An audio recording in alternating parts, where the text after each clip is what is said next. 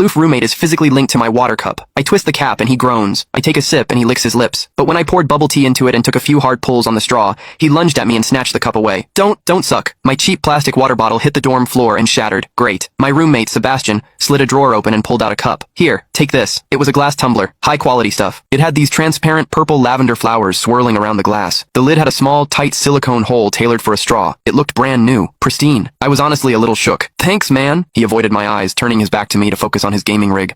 I carefully twisted the lid open. Immediately, a suppressed, low groan came from Sebastian's direction. I poured some warm water in and took a sip. Sebastian sucked in a sharp, jagged breath. His hand on the mechanical keyboard trembled, his fingers slipping off the keys. He licked his lips, looking like he was enduring some kind of torture or intense pleasure. His lips were thin, the Cupid's bow sharp like a knife. Looking at them made me want to bite them. Yeah, okay, I admit it. I'm into Sebastian. I swear to God, before I met him, I was the straightest guy in the state. After high school, my only plan was to get to college and bang a hot, bubbly cheerleader. But the moment I walked into this dorm and saw Sebastian, that plan went out the window. 4 years of college and he's the only one I want to mess around with. But I couldn't tell him. No way. I was terrified that if I spilled my guts, we wouldn't even be friends anymore. Because Sebastian is straight. Like, painfully straight. Only 2 weeks ago, he turned down a senior, a varsity swimmer, total stud, who asked him out. After that, Sebastian came back to the room and sat at his desk with a face like thunder for hours. The guy must be a raging homophobe. Maybe it was because the cup was a gift from my crush, but that warm water tasted sweeter than usual. It had a weirdly good aftertaste. I grabbed a straw from my desk and shoved it deep into the hole on the lid. The second I did, a strangled moan ripped out of Sebastian's throat. He bolted up and sprinted into the bathroom. Weird. We were just gaming. Why the hell did he suddenly need a shower?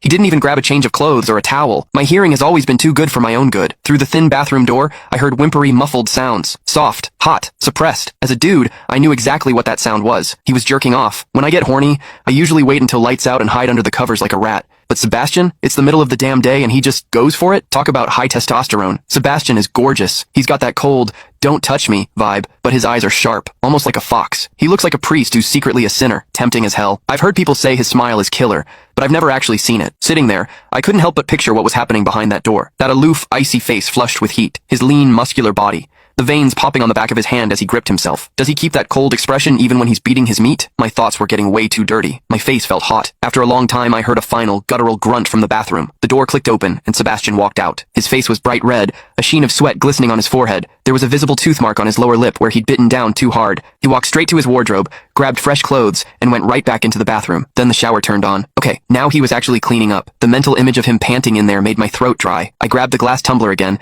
and chugged a few large gulps. The water in the bathroom stopped, then started again. It took him forever to come out. When he finally did, he looked at me with this weird, resentful glare. Strange. Was I imagining things? Sebastian sat back down to game, and I poured myself another refill. I wasn't really thirsty anymore, but I began chewing on the plastic straw out of habit, lazily sipping every few